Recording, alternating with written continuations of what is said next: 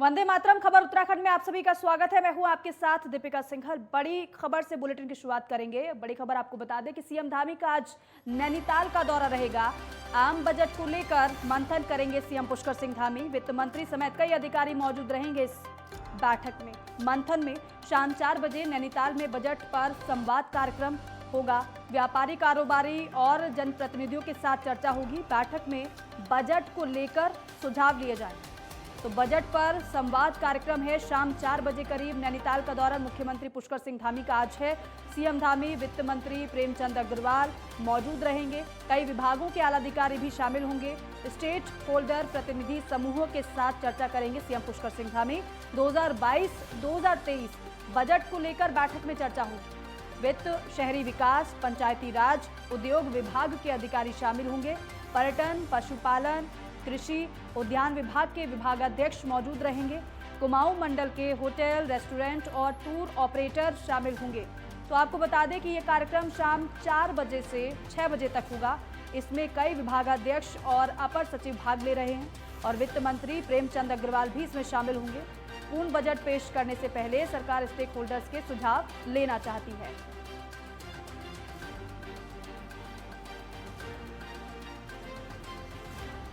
तो शाम 4 बजे करीब बजट पर संवाद कार्यक्रम रहेगा जिसमें मुख्यमंत्री पुष्कर सिंह धामी शामिल होंगे। ज्ञानेंद्र मेरे सहयोगी हमारे साथ जुड़ रहे हैं। ज्ञानेंद्र, पूरा कार्यक्रम मुख्यमंत्री पुष्कर सिंह धामी का क्या रहेगा?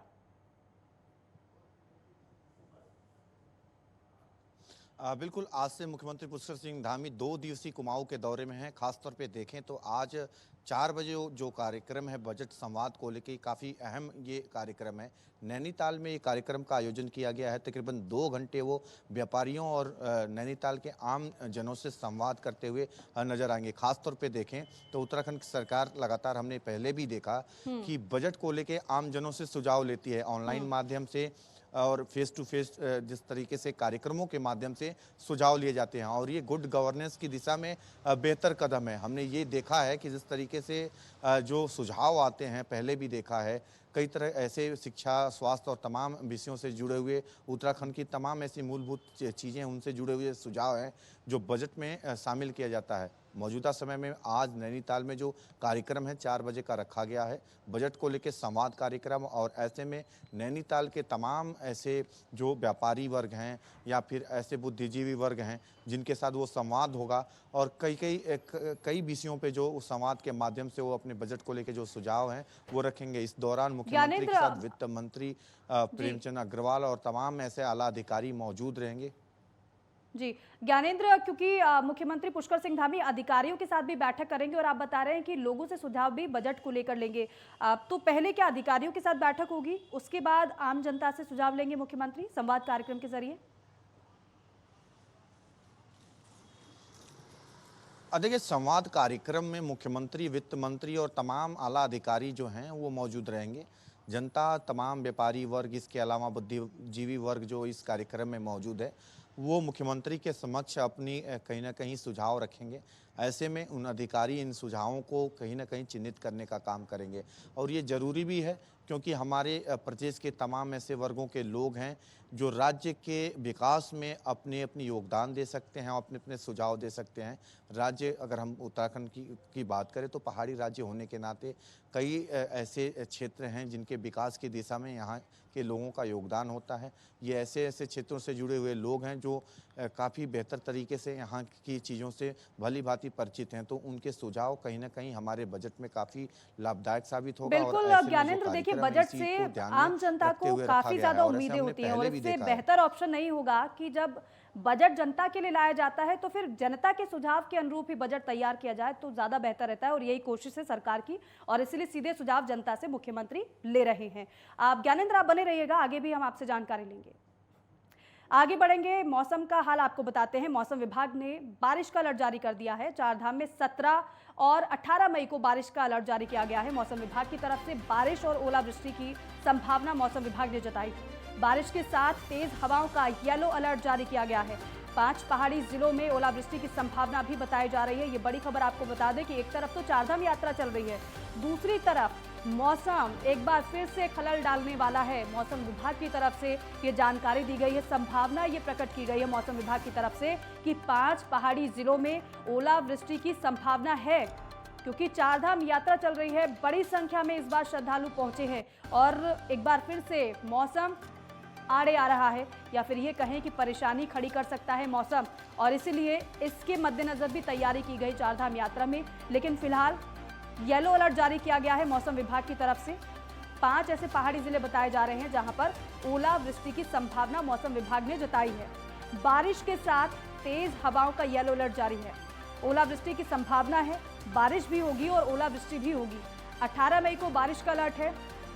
आपको बताएं कि चारधाम में 17 और 18 मई को बारिश का अलर्ट मौसम विभाग ने जारी किया है। मौसम विभाग की तरफ से बारिश का अलर्ट जारी किया गया है और कहीं ना कहीं ये लोगों की दिक्कतें, या फिर जो यात्री वहां पहुंचे हैं, जो श्रद्धालु पहुंचे हैं, उनकी दिक्कतों को बढ़ा सकते हैं। और उससे भी ज़्यादा ये है कि सरकार की दिक्कतों को भी ये बढ़ा सकते हैं, क्योंकि इससे पहले मुख्यमंत्री भी कहते हुए नजर आए थे कि चारधाम यात्रा काफ़ी समय बाद हुई है, लेकिन किसी चुनौती से ये कम नहीं है। ये मुख्यमंत्री का कहना था, हालांकि उसके मद्देनजर ही तमाम इंतजाम किए गए हैं। अब ज्ञानेंद्र मेरे सहयोगी हमारे साथ बने हुए लगातार। ज्ञानेंद्र, आप देखिए, मुख्यमंत्री के स्टेटमेंट की मैं बात कर रही थी। मुख्यमंत्री हालांकि पहले से ही कह रहे थे कि सरकार ने इंतजाम तमाम किए हैं, लेकिन सरकार के लिए भी बहुत बड़ी चुनौती थी चारधाम यात्रा को आप शुरू करवाना, जारी रखना, हर एक इंतजाम करना। लेकिन ऐसे में मौसम विभाग जब बारिश का अलर्ट जारी कर रहा है तो कहीं ना कहीं ये परेशानी बढ़ाने वाला हो सकता है। देखिए, चारधाम क्षेत्रों की अगर बात करें, हाई कहीं ना कहीं लेवल देखा जाए तो काफ़ी ऊंचाई वाले इलाके हैं, और ऐसे इलाकों में बारिश जो है वो समय समय पे होता रहता है। हालांकि जिस तरीके से 17 और 18 तारीख को बारिश का जो अलर्ट है, येलो अलर्ट, वो जारी किया गया है, और ऐसे में 5 जनपदों में भारी जो बारिश की संभावनाएं हैं, ओलावृष्टि की संभावनाएं हैं, वो कहीं ना कहीं इसकी संभावनाएं व्यक्त की गई हैं। खासतौर पर देखा जाए तो राज्य सरकार की तरफ से इसको लेके पहले से जो व्यवस्थाएं हैं, स्पेशल जो फोर्स हैं, SDRF की टीम है, इसके अलावा तमाम जो विभाग हैं, चाहे वो PWD विभाग हो, पेयजल विभाग हो, बिजली विभाग हो, सभी विभागों को अलर्ट पे रखा गया है। देखा जाता है अक्सर चारधाम यात्रा जब गतिमान होता है और ऐसे में मौसम की खराबी की वजह से हमने ये भी देखा है लैंडस्लाइड होती है, और ऐसे में सड़कें जो बाधित होती हैं, काफ़ी घंटे जो सड़कें बाधित होती हैं, यात्रा प्रभावित होती हैं। इसी के मद्देनज़र जगह जगह जो संवेदनशील इलाके हैं, जहाँ लैंडस्लाइड की घटनाएं सबसे अधिक देखने को मिली हैं, इन इलाकों को पहले से चिन्हित कर लिया गया, और इन इलाकों में जो फोर्सेज हैं वो तैनात होती हैं। स्थानीय प्रशासन होता है और स्पेशल जो फोर्सेज होती हैं, टीम होती है, SDRF समेत, वो यहाँ तैनात होती हैं। किसी भी प्रकार की जो दिक्कत है वो यात्रियों को ना हो, विशेष तौर इस बात पे फोकस रखा जाता है। मौजूदा समय में जिस तरीके के जो निर्देश हैं अधिकारियों को दिए गए हैं, साफ तौर पे 17 और 18 तारीख को लेके चारधाम जो क्षेत्र, ज्ञानेंद्र, क्योंकि येलो अलर्ट, तेज हवाओं का, तेज बारिश का जारी किया गया है मौसम विभाग की तरफ से, तो क्या इसके मद्देनजर टीमों को अलर्ट कर दिया गया होगा?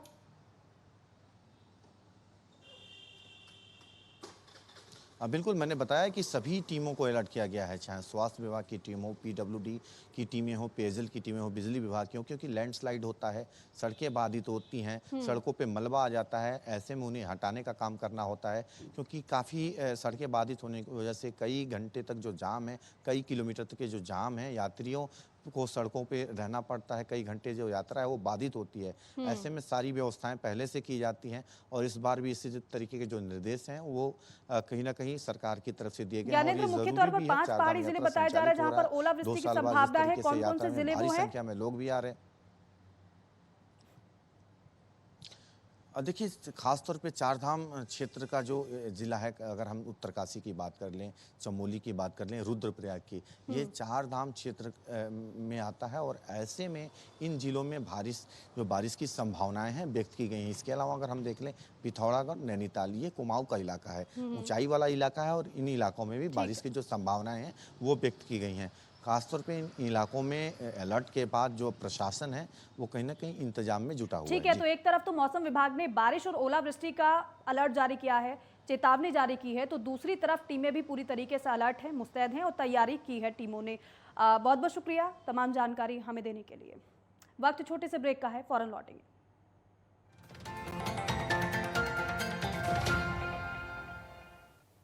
ब्रेक के बाद स्वागत है आप सभी का। बड़ी खबर आपको बता दें कि उखीमठ में टला है बड़ा हादसा। 50 मीटर गहरी खाई में एक महिला गिर गई। एसडीआरएफ के जवानों ने महिला को सुरक्षित बचा लिया है। भैरव गदेरे के पास यह हादसा हुआ था और घोड़े से धक्का लगने के बाद महिला गहरी खाई में गिर गई थी। मौके पर जिला प्रशासन ने त्वरित कार्रवाई की और महिला को बचा लिया। एसडीआरएफ ने राहत और बचाव कार्य चलाया। आनन फानन में घायल महिला को हॉस्पिटल में भर्ती करा दिया गया है, लेकिन गनीमत ये रही कि महिला को बचा लिया गया है। आपको बता दें कि केदारनाथ धाम में दर्शन करने जा रही 71 साल की महाराष्ट्र की निवासी सीधू भाई महादेव भैरव गदेरे के पास घोड़े से धक्का लगने की वजह से 50 मीटर गहरी खाई में गिर गई, जिसकी सूचना मिलते ही जिला प्रशासन ने त्वरित कार्रवाई करते हुए एसडीआरएफ टीम को राहत और बचाव कार्य के लिए घटनास्थल के लिए रवाना कर दिया। आपको बता दें कि एसडीआरएफ के जवानों की टीम ने घटनास्थल पर पहुंचकर त्वरित राहत और बचाव कार्य किया और 50 मीटर खाई में गिरी महिला को मुख्य मार्ग पर लाया गया, जहां से 2 किलोमीटर स्ट्रेचर के माध्यम से घायल महिला को Vivekananda hospital base camp Kedarnath में उपचार के लिए पहुंचा दिया गया है, जहां डॉक्टर्स की टीम ने घायल महिला का तत्काल उपचार किया है और इस तरह से एसडीआरएफ की टीम की कार्यकुशलता और तत्परता से महिला का त्वरित रेस्क्यू कर समय से अस्पताल पहुंचाया गया और घायल बुजुर्ग महिला की जान को बचाया गया।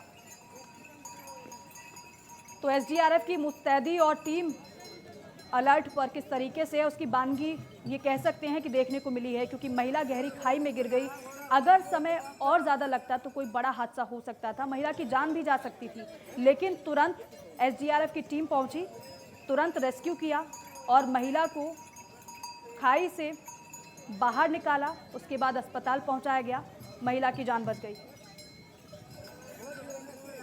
तो देखिए रेस्क्यू की ये तस्वीर है, महिला को स्ट्रेचर के जरिए अस्पताल पहुंचाया गया और महिला का इलाज चल रहा है एक्सपर्ट डॉक्टर्स की निगरानी में।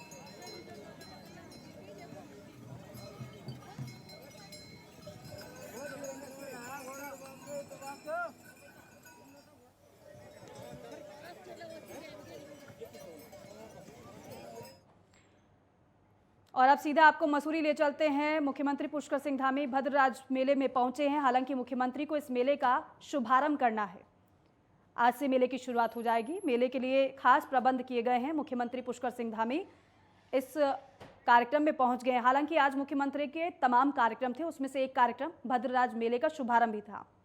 अब देखिए विधिवत तरीके से पूजा अर्चना हो रही है और इस पूजा अर्चना के साथ ही मेले का शुभारंभ भी मुख्यमंत्री पुष्कर सिंह धामी करेंगे। फिलहाल पूजा अर्चना चल रही है और विशेष महत्व है इस मेले का।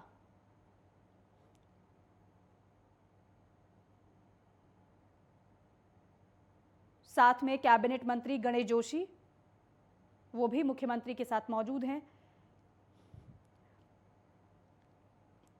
तो फिलहाल भगवान की पूजा अर्चना आशीर्वाद लिया जा रहा है और इसके बाद मेले का शुभारंभ हो जाएगा।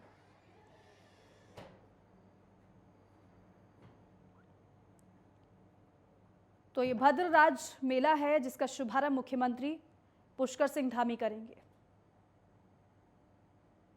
तो फिलहाल जो समय तय किया गया था उस समय के मुताबिक मुख्यमंत्री इस कार्यक्रम में पहुंच गए हैं और फिलहाल पूजन अर्चन चल रहा है और अब से थोड़ी देर में पूजा अर्चना के बाद मेले का शुभारंभ हो जाएगा।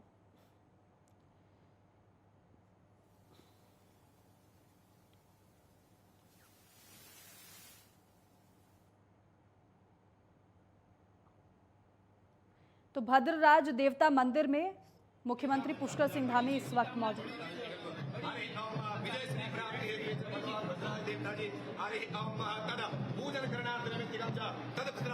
आशीर्वाद प्राप्ति हेतु सुख शांति सुख समृद्धि प्राप्ति यत्र तत्र सर्वत्र विजय कामना सिद्ध्यर्थम रागे वा समाज मध्य मान प्रतिष्ठा हेतु उच्च पद प्रतिष्ठा प्राप्ति हेतु भगवान श्री गणपति पूजा संकल्पम देशे करिष्यामि।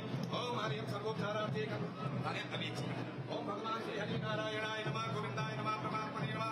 हरे वस्त्राभावे रक्तसूत्रं समर्पयामि नैवेद्यमिष्ठानं भोग प्रसादम् अन्नपते नमः तुरीयं वस्तु गोविन्दं देवीं समर्पयेत् ग्रहणं सुमुखं वक्ताय नागाननाय सूर्याभ्य विभूषिताय कौलीसुताय गणनाथ नमो नमस्ते अगदाधिराजं वराय गणेशाय सर्वेश्वराय सुभदाय सुरेश्वराय विद्याधराय विघ्नाय वामनाय भक्तप्रसन्नवरदाय नमो नमस्ते। नमस्ते ब्रह्मरूपाय विष्णुरूपाय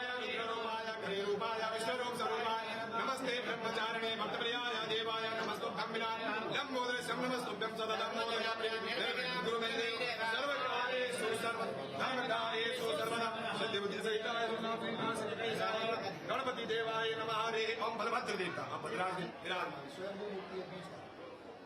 ओम भगवान श्री। और आपको जो बद्रीनारायण जाने का फल मिलता है वो यहाँ की पूजा करेंगे। हरि ओम नैवेद्यं लड्डुकमलावश्यं हरि ओम नैवेद्यं भोगप्रसादं समर्पयामि नमः।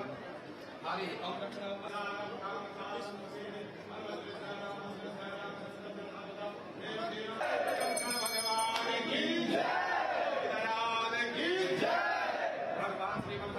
देवताय नमः। आशीर्वाद स्वरूप माला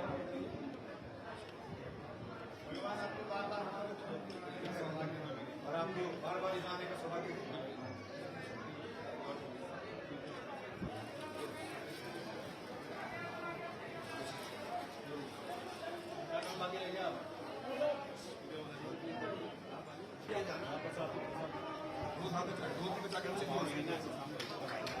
तो भद्रराज देवता मंदिर में इस वक्त मुख्यमंत्री पुष्कर सिंह धामी हैं और विधि विधान से मंत्रोच्चारण के साथ पूजा संपन्न हो चुकी है। मुख्यमंत्री पुष्कर सिंह धामी ने भगवान भद्रराज देवता का आशीर्वाद भी लिया, पूजा अर्चना की है और अब मेले की शुरुआत होगी। हालांकि काफ़ी संख्या में लोग पहले से ही वहां मौजूद थे और भगवान का आशीर्वाद लेते हुए मत्था टेक रहे हैं मुख्यमंत्री पुष्कर सिंह धामी भद्रराज देवता मंदिर में।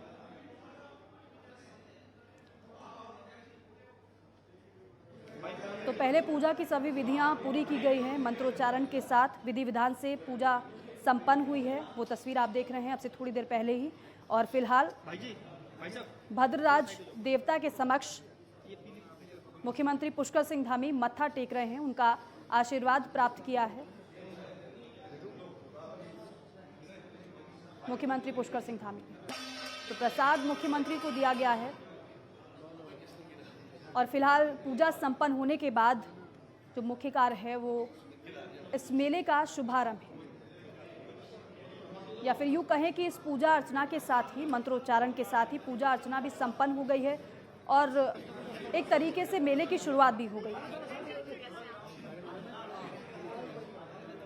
तो अब मंदिर से बाहर निकलते हुए मुख्यमंत्री पुष्कर सिंह धामी को आप देख रहे हैं। कैबिनेट मंत्री गणेश जोशी उनके साथ मौजूद हैं। हालांकि ये तय कार्यक्रम था मुख्यमंत्री पुष्कर सिंह धामी का आज का, और आपको बताएं कि कल भी मुख्यमंत्री पुष्कर सिंह धामी के कई कार्यक्रम हुए।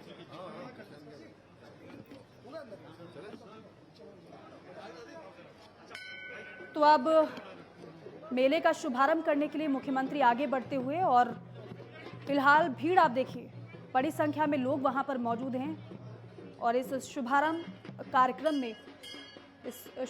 कार्यक्रम के साक्षी बनने के लिए बड़ी संख्या में लोग भी पहुंचे हैं। इस मेले के लिए तमाम तैयारी की गई है और खास तौर पर ये देखिए, चारों तरफ आप नज़र दौड़ाएंगे तो वहाँ पर लोग ही लोग आपको नज़र आएंगे। इसीलिए इस मेले की विशेष महत्ता ही है और इस मेले की महत्ता को परखते हुए, जानते हुए सबसे पहले शुभ कार्य की शुरुआत भगवान के आशीर्वाद के साथ हुई है और इसीलिए सबसे पहले विधि विधान के साथ मंत्रोच्चारण के साथ पूजा अर्चना संपन्न की गई है। मुख्यमंत्री के द्वारा मत्था भी टेका गया है, भगवान का आशीर्वाद प्राप्त किया गया है और इस मेले में शामिल होने के लिए, या फिर यूं कहें कि शुभारंभ कार्यक्रम में शामिल होने के लिए, मुख्यमंत्री को देखने के लिए बड़ी संख्या में लोग भी वहां पर जुटे हुए हैं। मसूरी से सीधी तस्वीर आपके सामने है और इसी मंच पर मुख्यमंत्री पुष्कर सिंह धामी देखिए विराजमान आपको नजर आ रहे हैं। उनके बगल में कैबिनेट मंत्री गणेश जोशी है। बातचीत करते हुए मुख्यमंत्री पुष्कर सिंह धामी नजर आ रहे हैं और थोड़ा संबोधन भी मुख्यमंत्री का यहाँ से होगा। तो सबसे पहले शुभारंभ और उसके बाद संबोधित भी मुख्यमंत्री शायद करेंगे, क्योंकि जनता इतनी बड़ी संख्या में इस कार्यक्रम में शामिल हुई है। तो धूप देखिए कितनी ज्यादा है, लेकिन बावजूद इसके संख्या आपको कम नहीं लग रही है। संख्या बल्कि बहुत ज्यादा लोगों की नजर आ रही है। हालांकि धूप से बचाव के हर एक सामान भी लोग लेकर पहुंचे हैं, लेकिन कार्यक्रम में शामिल होने के लिए पहुंचे हैं। धूप ज़्यादा है, इससे फर्क नहीं पड़ रहा, लेकिन कार्यक्रम में शामिल होना है ये ज़रूरी है लोगों के लिए। और फिलहाल मुख्यमंत्री का स्वागत हो रहा है, मंच पर अभिनंदन किया गया है। मुख्यमंत्री पुष्कर सिंह धामी का साफा पहनाया जा रहा है मुख्यमंत्री पुष्कर सिंह धामी को। हालांकि मंदिर के अंदर भी ऐसी ही तस्वीर कुछ देखने को मिली थी।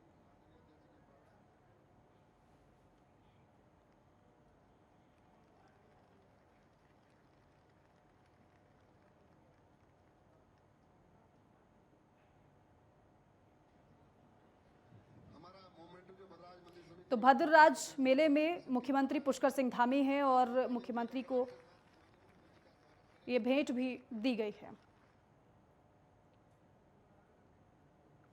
और चलिए इसी के साथ फिलहाल इस बुलेटिन में बस इतना ही। आप देखते रहिए नेटवर्क 10। जय हिंद।